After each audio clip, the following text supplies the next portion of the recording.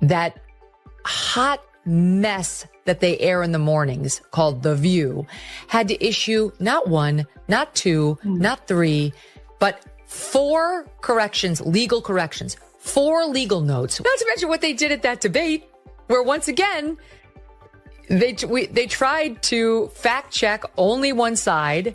And then when their fact checks got fact checked, they cowered. They cowered in fear. I mean, this is a pattern with them. I think the problem with that show is that show has this very specific ideological bubble in which they operate in, you know, and they always bring on a token conservative woman and they yell over her and silence her. And, you know, they did that with Megyn McCain.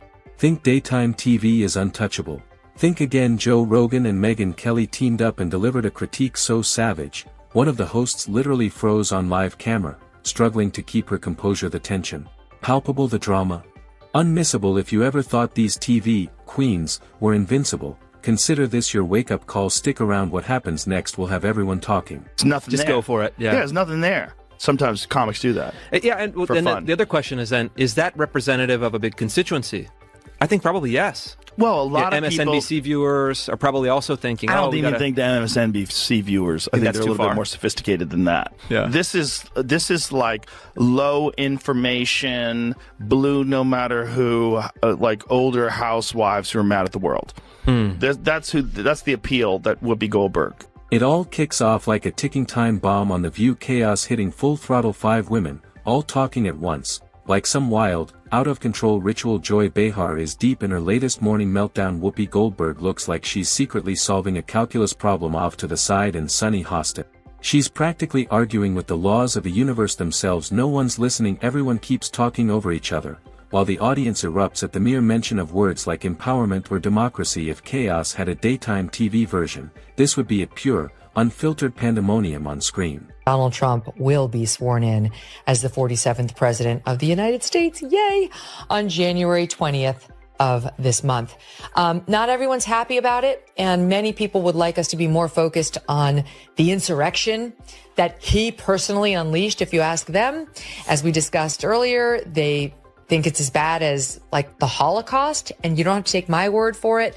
Here is Sunny Hostin.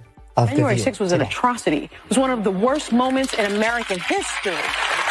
And when you think about the worst moments in American history, you know, like World War II, things that happened, you know, like the Holocaust, chattel slavery. Yeah, the January 6th is right up there next to the Holocaust. Somewhere in the middle of all that chaos, someone actually tries to say something, and it gets instantly swallowed by overlapping voices, over-the-top reactions, and a side-eye from Ana Navarro so sharp it could curdle milk. This isn't a debate, it's not even a real conversation, it's like group therapy crashed a TV set, wrapped in pure fantasy. The whole thing glows like a polished echo chamber under blinding studio lights. And you can practically smell the self-importance radiating off the screen.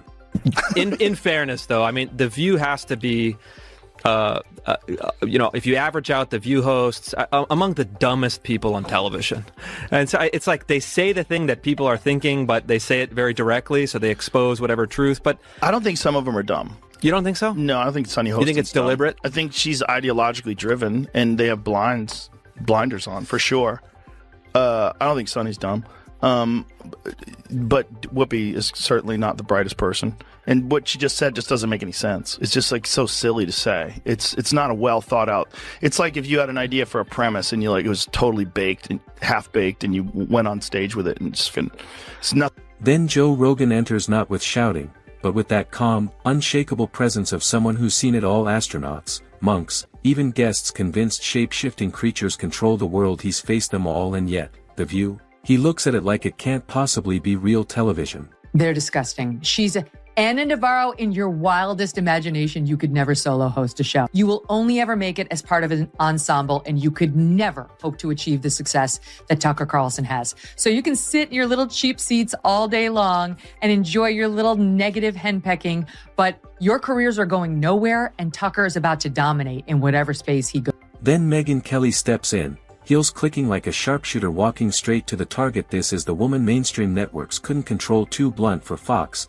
too persistent for NBC. Now she's armed with a mic, receipts, and a hypocrisy file on The View longer than most legal cases together. Rogan and Kelly become a tag team so intense it could make any PR office start sweating while Joy Behar fumbles over. Authoritarian, Rogan calmly dismantles their arguments, turning the segment into what feels like beginner improv at a wellness retreat. Meanwhile, Kelly strolls through contradictions like an art gallery, one raised eyebrow dropping The View's credibility by 20 points in seconds. That hot mess that they air in the mornings, called The View, had to issue not one, not two, not three, but 4 corrections, legal corrections. 4 legal notes. We only have 3 of them on camera, but look at this. I have another legal note. My God. Both Trump and Pam Bondi have denied allegations of a quid pro quo. I have a legal note.